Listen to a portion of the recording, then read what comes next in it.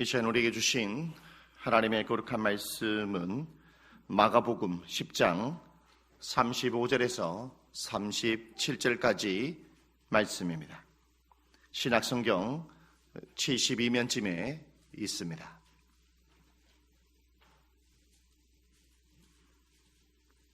마가복음 10장 35절에서 37절까지 말씀입니다. 세베대의 아들 야고보와 요한이 주께 나와 여짜오되 선생님이여 무엇이든지 우리가 구하는 바를 우리에게 하여 주시기를 원하옵나이다. 이르시되 너에게 무엇을 하여 주기를 원하느냐. 여짜오되 주의 영광 중에서 우리를 하나는 주의 우편에 하나는 좌편에 앉게 하여 주옵소서. 아멘. 우리가 예수님을 이해하기 위해서는 마태복음, 마가복음, 그리고 누가복음, 요한복음 이 4복음을 골고루 봐야만이 온전한 예수님을 이해할 수 있습니다. 마태복음만 봐서는, 그리고 마가복음만 봐서는, 누가복음만 봐서는, 요한복음 하나만 봐서는 예수님을 잘 이해할 수 없습니다. 오늘 성경에 나타나고 있는 이 마가복음이 가지고 있는 특징이 있다는 것이죠. 마태복음, 마가복음, 누가복음, 요한복음만이 나타내는 예수님의 각각의 특징을 말씀하고 있습니다. 그렇기에 4복음서를 봐야만이 예수님을 잘 이해할 수 있다라는 것입니다. 오늘 마가복음은 예수님의 어떠한 특징의 모습을 나타내고 있을까요? 마가복음에서 말씀하는 예수님은 바로 고난받는 종으로 이 세상에 오셨다라는 것을 말씀하고 있습니다. 마가복음은 총 16장으로 이루어져 있어요. 이 총 16장 가운데에 예수님의 고난에 초점이 맞추어져 있어 비율적으로 고난의 이야기가 많다라는 것입니다.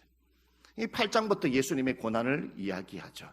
그렇기 때문에 예수님은 고난받는 종으로 오셨다라는 것을 강조하기 위해서 마가복음을 적었다라는 것입니다.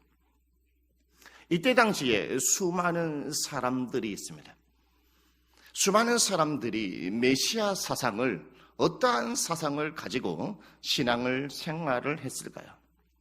그 당시에 수많은 신앙인들은 이 세상에 메시아가 오게 되면 로마를 멸망시키고 새로운 왕국을 세울 것이다. 새로운 왕국을 세울 뿐만 아니라 그 메시아가 그 새로운 왕국의 왕이 될 것이다. 이러한 메시아 사상을 가지고 있었다라는 것입니다. 오늘 성경의 말씀의 35절 이하의 말씀에 보면 예수님의 제자들이 나타납니다. 예수님의 제자들은 늘 언제나 예수님과 함께하면서 동고동락하면서 신앙생활을 했죠. 그렇다면 뭔가 제자들은 메시아 사상이 달라야 하지 않겠습니까?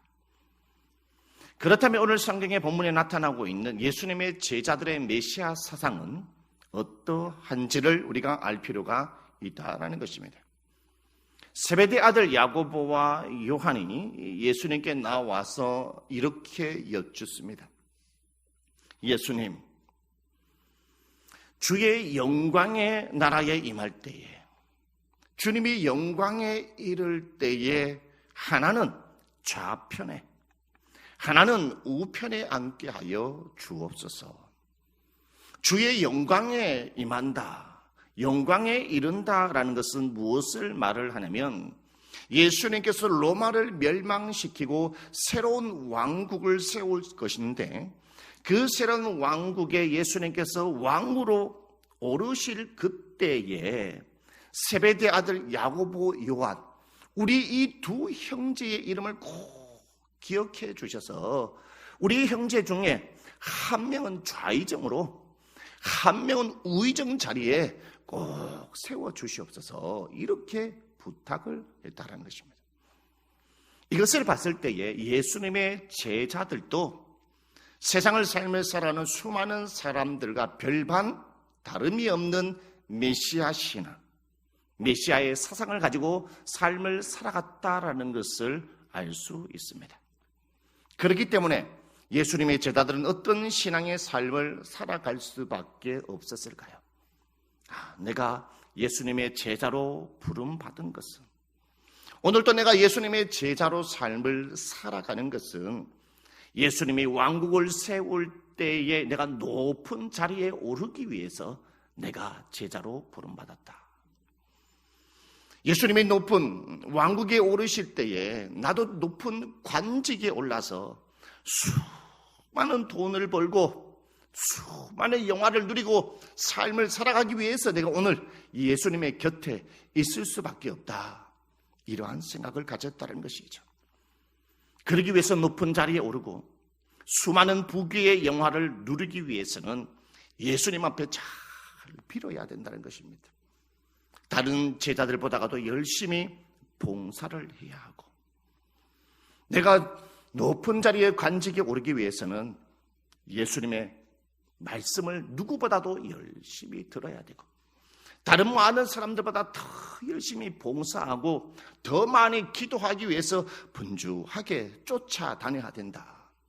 이러한 예수님의 제자들이 생각을 가지고 있었다는 것이죠. 여러분, 이러한 메시아 사상을 가지고 신앙생활을 하게 된다면 쉽게 넘어지는 것을 볼 수 있습니다. 여러분의 마음속에 여러분의 신앙생활을 하면서 여러분도 이러한 메시아 사상을 가지고 지금까지 인생의 삶을 걸어오지 않았습니까? 오늘날 수많은 그리스도인들이 쉽게 세상 속에서 넘어지는 것을 볼 수 있어요. 큰 것도 아니고 아주 작은 것에 넘어지는 것을 볼 수 있습니다. 예수님의 제자들도 마찬가지입니다.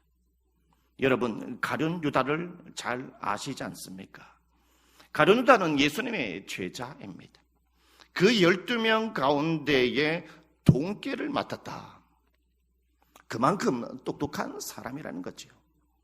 여러분, 우리가 공동체를 운영할 때에 그 공동체를 이루기 위해서 반드시 필요한 사람인데 바로 회계가 필요하다는 것이죠. 그 회계는 아무나 사람들한테 맡기는 것이 아닙니다. 동계를 잘 관리하고 계산을 잘 할 수 있는 사람에게, 믿을 만한 사람에게 맡긴다는 것이죠. 예수님의 12제자 가운데에 동계를 맡을 만한 사람이 가룟 유다밖에 없었다라는 것이죠. 그만큼 예수님에게 인정을 받았고 다른 11명의 제자들에게도 인정을 받았던 사람입니다. 여러분, 그렇게 사회의 지위를 가지고 많은 사람들한테 인정을 받았던 이 가룟 유다는 어떻게 되었을까요? 가룟 유다는 어떠한 메시아 사상을 가지고 있었겠습니까? 가룟 유다도 동일했다라는 것입니다. 분명히 예수님은 로마를 멸망시키고 새로운 왕국을 세울 것이다. 그때에 나도 높은 자리에 올라서 부귀 영화를 한번 누려봐야 되겠다. 인생에 한번 태어났으니까 뭐니 해도 뭐니가 최고지. 가룟 유다의 인생의 삶을 살펴보면 늘 언제나 돈에 대해서 욕심을 가진 것을 볼 수 있습니다. 그런데 점점 예수님과 함께 있어봤자 가룟 유다의 희망이 사라지는 것을 봤어요. 새로운 왕국을 세우기보다는 예수님은 자꾸 죽겠다, 나는 죽으러 갈 것이다, 나는 고난받으러 갈 것이다, 이런 얘기를 하는 것이죠. 그래서 가룟 유다는 더 이상 예수님과 함께해서는 나의 희망을, 나의 꿈을, 나의 비전을 이룰 수 없다라는 생각을 가지고 예수님을 은 30에 팔아먹을 수밖에 없었습니다. 여러분, 단돈 은 30에 자기 자신의 스승을 팔아먹었다. 여러분, 너무 쉽게 인생을 포기하고 너무 쉽게 물질적으로 환경적으로 넘어지는 것을 볼 수 있죠. 다른 11명의 제자들은 어떠합니까? 다른 11명의 제자들도 똑같은 메시아 사상을 가지고 있었습니다. 베드로는 주님께 이렇게 얘기했어요. 다 주님을 버린다 할지라도 나는 주님을 버리지 않겠습니다. 내가 죽을지언정 주님을 배신하지 아니하냐고 주님을 떠나지 않겠습니다. 이렇게 고백했던 베드로도 예수님이 로마의 군병에 잡혔을 그때에 제자들은 한 사람씩 한 사람씩 예수님을 버리고 떠나고 말았죠. 베드로도 마찬가지입니다. 내가 죽을지언정 내 목숨이 다하는 그날까지 주님의 곁에 있겠다라고 당부하고 또 당부했던 베드로. 그러나 베드로는 주님을 부인하고 그는 다른 제자들보다도 더 주님을 배신했는데 예수님을 저주했다라고 말합니다. 그 한 번의 저주가 아니라 3번의 저주, 욕을 하고 주님을 떠났다라는 것이죠. 왜? 무엇 때문에? 환경을 바라봤기 때문입니다. 지금 현재의 고난을 바라봤기 때문입니다. 현재의 문제를 바라봤기 때문입니다. 현재의 영화를 바라봤기 때문입니다. 현재의 물질을 바라봤기 때문에 한숨만 나고 미래가 보이지 않아 모든 것을 포기하고 주님을 떠나보내고 쉽게 흔들리는 신앙의 모습을 볼 수 있죠. 오늘 저와 여러분이 아니겠습니까?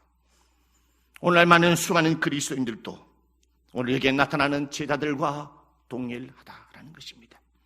여러분, 신앙생활 하다 보면 때로는 어려움이 올 수 있습니다. 여러분의 가정에서도, 여러분의 직장에서도, 여러분의 학교에서도, 초등학생이나 청소년이나 청년들이나 어른들이나 우리는 늘 언제나 고난 가운데 속에 있을 수 있다라는 것이죠. 그런데 여러분, 사람을 보지 마십시오. 사람을 바라보게 되면요 실망하고 넘어집니다. 여러분 가정에서 사람을 보게 되면 한숨만밖에 안 나옵니다. 가정에서 자녀를 바라볼 때 정말 외모로만 바라보게 되면 있잖아요, 희망이 보이지 않습니다. 교회에 와서도 사람 때문에 교회를 못 나온다, 사람 때문에 못하겠다, 직장에서도 사람 때문에 못하겠다, 그래서 직장 들어가가지고 2달 만에 나오는 분들이 얼마나 많이 있습니까? 여러분, 그런 말 있죠. 구르는 돌에 이끼가 끼지 않는다. 구르는 돌에 이끼가 끼지 않는다. 이 말이 뭘까요? 한 자리에 오랫동안 버텨야 된다는 거예요. 그러나 쉽게 오늘날 수많은 사람들이 그 자리를 박차고 포기하고 인생의 삶을 살아간다는 것입니다. 도동주한교회 성도 여러분, 오늘 신앙생활 하면서 여러분의 삶의 자리에서 환경을 바라보지 마시길 바라겠습니다. 사람을 바라보지 마시기 바라겠습니다. 물질을 바라보지 마시기 바라겠습니다. 세상을 바라보게 되면 쉽게 넘어진다는 이 한 사실을 여러분 기억하시기를 바라겠습니다. 제자들이 그렇기 때문에 쉽게 넘어졌다라는 것입니다. 그렇다면 마가복음에 말씀하는 예수님의 메시아 사상을 우리가 살펴볼 필요가 있다는 것입니다. 예수님이 세베대의 아들 야고보와 요한의 이야기를 조용히 들어보았습니다.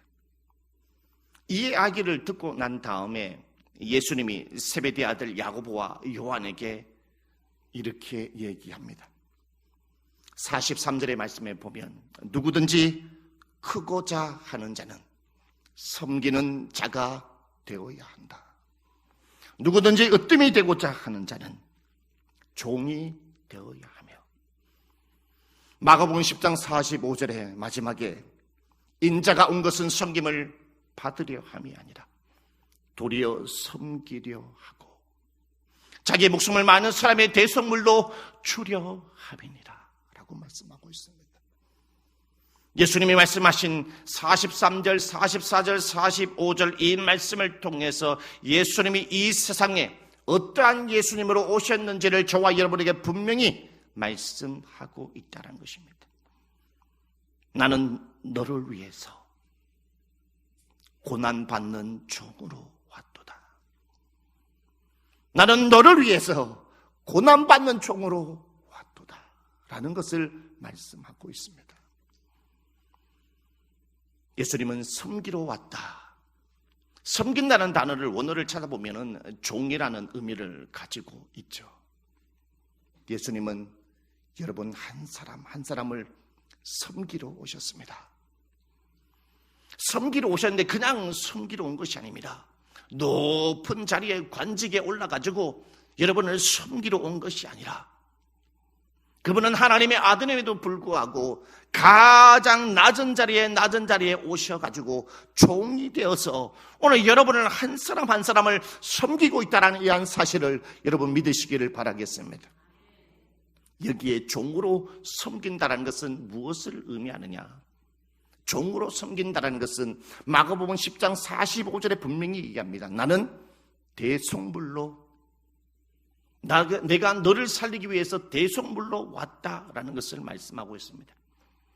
대속물이라는 것은 속전을 의미한다라는 것이죠. 과거에 노예를 해방시키기 위해서는 반드시 대가를 지불해야 합니다. 노예를 해방시키기 위해서는 몸값을 지불해야만이 노예에서 자유인으로 신분이 바뀐다는 것이죠. 그리고 포로에서 석방시키기 위해서는 물질이 필요하단 말입니다. 대가를 지불해야만이 석방이 된다는 것이죠. 바로 예수님께서는 여러분 한 사람을 얻기 위해서 바로 그 값을 치르기 위하여 이 세상에 오셨다는 거예요. 저와 여러분이 어떠한 사람이기에 로마서 3장 23절 말씀에 모든 사람이 죄를 범하였음에 하나님의 영광에 이르지 못하더니 라고 말합니다.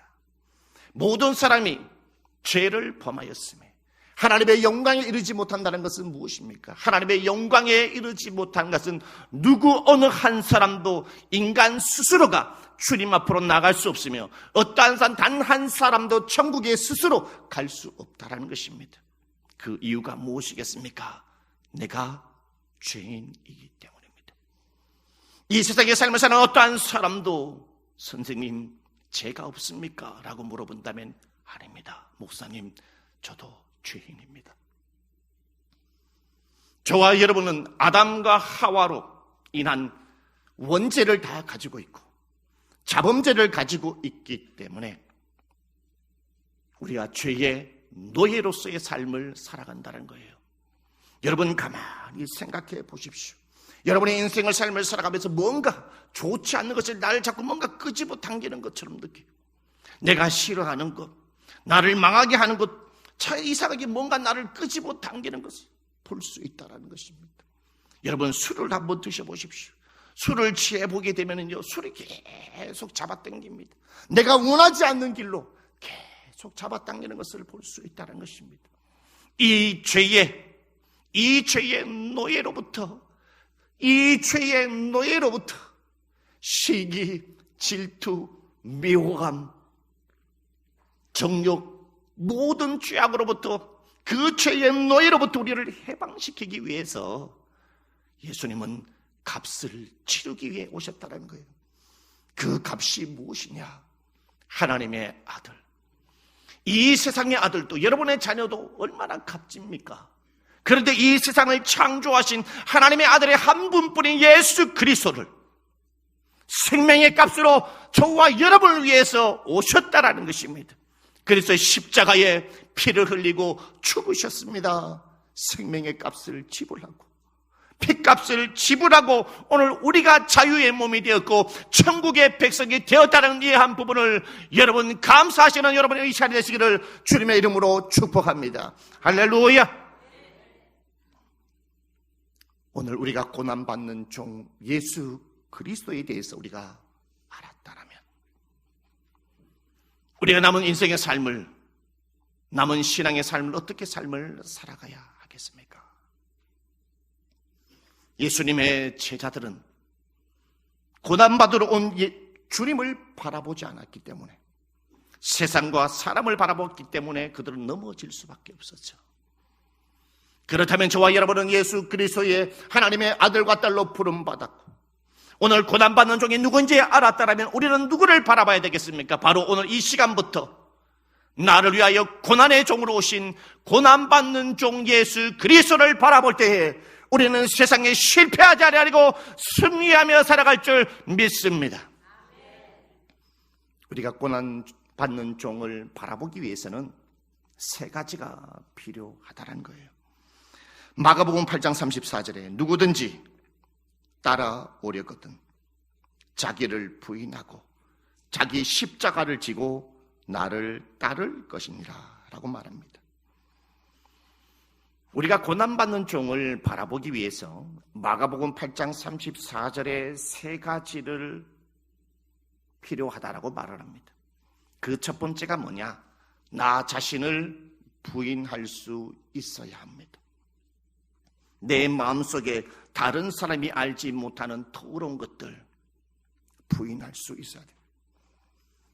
나의 게으름, 나의 교만함, 나의 혈기, 그 모든 정력들 내 자신을 부인할 수 있어야 됩니다. 그 모든 건 내려놓을 때에 우리는 고난받는 종을 바라볼 수 있다는 것입니다. 여러분의 마음속에 내려놓아야 할 것들이 무엇이 있습니까? 여러분의 입술에 내려놓아야 할 것들이 무엇이 있습니까? 우리의 몸, 우리의 내면의 깊숙한 것들은 나 자신을 잘못된 길로 자꾸 인도하는 것을 볼 수 있습니다.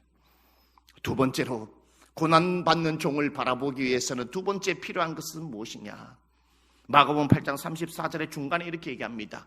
자기의 십자가를 져야 한다라고 말합니다. 우리의 인생의 삶을 살아갈 때에 저마다 사람마다 십자가가 다 있다라는 것입니다. 그 십자가라는 것은 무엇을 말하면은 고난 그리고 어려움의 환경을 의미한다는 것이죠. 사람은 사람마다 저각기에 다 고난이 있다는 거예요. 십자가가 있다는 것입니다. 그것이 힘들다고 해가지고 그 십자가를 지지 않고 다 포기한다라면 나도 망하는 길이요, 우리의 가정도 망하는 거요, 우리의 공정체도 망하는 것이요, 우리의 나라도 망하는 것이요, 우리의 교회도 망하겠다는 것입니다. 오늘 우리나라에 보십시오. 정치 보십시오. 경제 보십시오.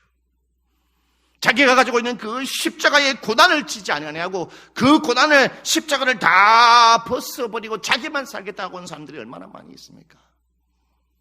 그러니 법도 다 떨어지고요, 경제도 다 떨어지고요, 사회도 다 떨어지고요, 자살하는 사람만 많은 거예요, 여러분. 자, 이렇게 신방을 하다 보니까 아양교를 지나는데 목사님, 아양교에 예전에는 없었는데 뭔가 기둥에 박혀 있는데 저 기둥에 박혀 있는 이유가 뭔지 아십니까? 어떤 한 집사님이 그걸 얘기하는데 여기에 자살하는 사람이 많대요. 아양교의 다리 밑으로 자기의 생명을 죽이는 사람이 많다라는 것입니다. 여러분, 왜 우리는 쉽게 생명을 포기할까요? 오늘 수많은 젊은이들이 왜 자기 자신의 미래를 쉽게 포기할까요? 현재의 삶에 그 고난의 십자가를 지지 않기 위해서입니다. 나를 살리기 위해서 그 고난의 십자가를 뛰어넘어야만이 여러분 다른 사람을 살릴 수 있는 겁니다. 예수님께서 그 십자가의 고난을 짓기 때문에, 그 십자가의 고난을 넘어섰기 때문에 부활함으로 말미암아 오늘 저와 여러분의 생명을 얻었다는 것을 여러분 믿으시기를 바라겠습니다. 할렐루야. 여러분, 고난은 견디는 겁니다. 그리고 마가복음 8장 34절에 고난받는 종을 바라보기 위해서는 세 번째 필요한 것이 있다고 합니다. 나를 따를 것이니라. 그리스도인은 나의 뜻대로 삶을 살아가는 자가 아니라 나의 자존심으로 가지고 삶을 살아가는 자가 아닙니다. 군인은 명령에 살고 명령에 죽는 것처럼 그리스도인들은 살아계신 하나님의 말씀을 듣고 그 하나님의 말씀의 뜻대로 삶을 살아가고 순종할 때만이 살아갈 수 있다는 것입니다, 여러분. 그래서 세네카라는 사상가는 이렇게 이야기합니다. 계획이 실패하는 이유는 목적이 없기 때문이다. 어느 항구로 가야 할지 모른다면 제 아무리 순풍이 분다 할지라도 소용이 없다라는 것입니다. 우리는 수많은 계획을 합니다. 수많은 계획을 하지만 우리는 실패할 때가 많아요. 왜? 목적이 없기 때문입니다. 분명한 목적을 가지고 우리가 인생의 삶을 살아가야 될 때 말이 순풍이 불 때의 그 바람을 타고 앞으로 나아갈 수 있다는 것입니다. 오늘 마가복음에 나타나는 제자들의 분명한 목적이 없습니다. 오늘 저와 여러분의 목적이 무엇이겠습니까? 여러분의 목적이 사람입니까? 물질입니까? 환경입니까? 세상입니까? 오늘 마가복음을 통해서 오늘 저와 여러분의 목적이 바뀌어야 된다라고 성경은 말씀하고 있다는 것입니다. 저와 여러분의 목적은 누구시냐? 바로 나를 얻기 위해서, 우리의 가정을 얻기 위해서, 우리의 공동체와 교회를 얻기 위해서 고난받는 종으로 오신 이 예수 그리스도를 바라보고 이 예수를 목적을 가지고 삶을 살아갈 때야말이 우리가 승리하고 견디고 쉽게 포기하지 않는다는 것을 여러분 믿으시기를 바라겠습니다. 할렐루야. 기도드리겠습니다.